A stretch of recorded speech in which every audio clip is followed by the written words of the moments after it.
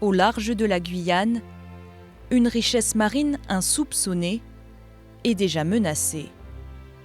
Un trésor de biodiversité que l'Esperanza de Greenpeace est venu explorer. À son bord, des scientifiques scrutent les vagues du lever au coucher du soleil. De la sterne au dauphin d'Electre, ils recensent toutes les espèces observées dans cette zone encore méconnue il y a 2 ans, mais aujourd'hui convoitée par les compagnies pétrolières. On a une idée de combien on a d'espèces, de la diversité, mais on a très peu d'informations sur leur activité, leur migration. Est-ce qu'il y a des naissances aussi en Guyane, est-ce qu'il y a de la reproduction? Toutes ces activités-là, on ne les connaît pas bien. Et les rencontres sont nombreuses. Il y a un souffle là, un souffle.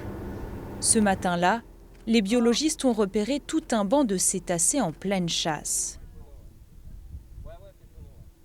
En 10 minutes, les zodiacs sont mis à l'eau pour suivre la scène de près.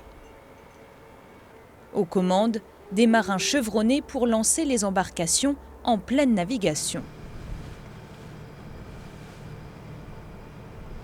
Okay, deck, bridge. As I said, when you're ready, you can put the boat out of the rail.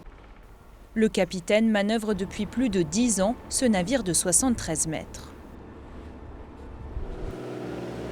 La course est lancée pour rattraper les baleines.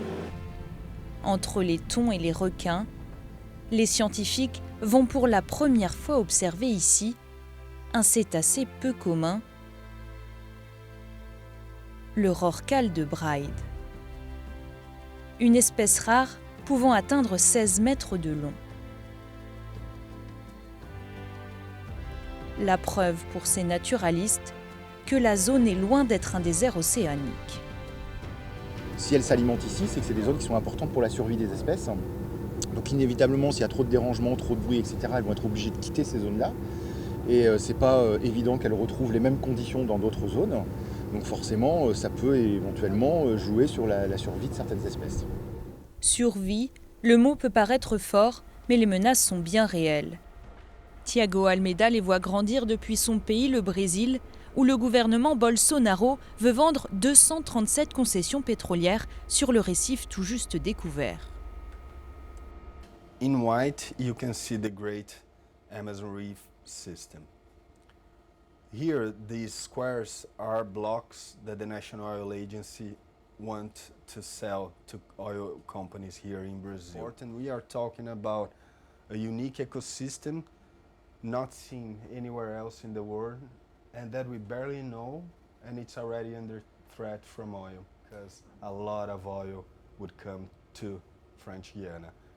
If we look at the oil spill modeling done by the companies themselves, you can see that the threat is real. Un risque pris au sérieux sur la terre ferme, où la mangrove est en première ligne. Ici, en Guyane, elle s'étend tout au long de la côte, formant 60% de la mangrove française. Ces palétuviers, véritables puits à carbone, sont aussi un refuge pour les poissons.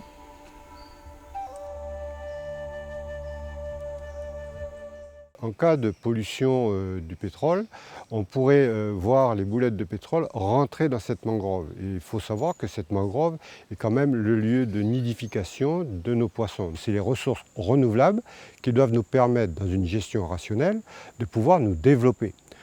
Or, certains ont les yeux plus gros que le ventre et considèrent que de vouloir aller chercher du pétrole ou de l'or vont nous permettre de devenir soit un émirat, soit un joaillier remarquable pour la planète. Un discours pas toujours audible pour ceux qui comptaient sur les retombées économiques du pétrole. Les pêcheurs guyanais y voyaient un moyen de renouveler leur matériel obsolète.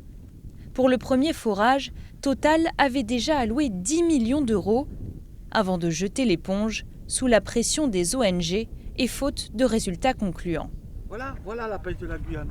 Des canaux créoles taillés dans un tronc d'arbre. Et nous aurions aimé que si le projet avait réussi, on aurait pu avoir des moyens de moderniser notre flotte, de moderniser nos espaces portuaires.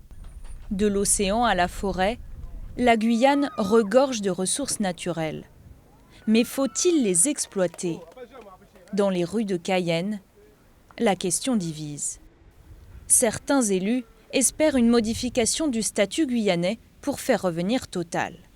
On a l'impression qu'il y a tout pour que la Guyane soit presque un petit Qatar. Or, finalement, comme je viens de vous le dire, c'est 60% en dessous du seuil de pauvreté, c'est des équipements publics qui font défaut. L'État français exsangue ne peut, uniquement par des subsides, développer ce territoire. À une centaine de kilomètres plus au nord, près du Suriname, les habitants de ce village amérindien dépendent directement de la mer. Delors Noir, Ruben, pêcheur de la communauté Kalinia, n'en aurait touché aucune subvention.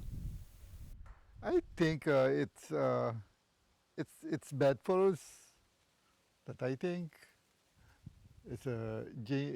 petrol is dangerous. Il se sent aujourd'hui mis à l'écart du débat. On ne me porte pas bien parce que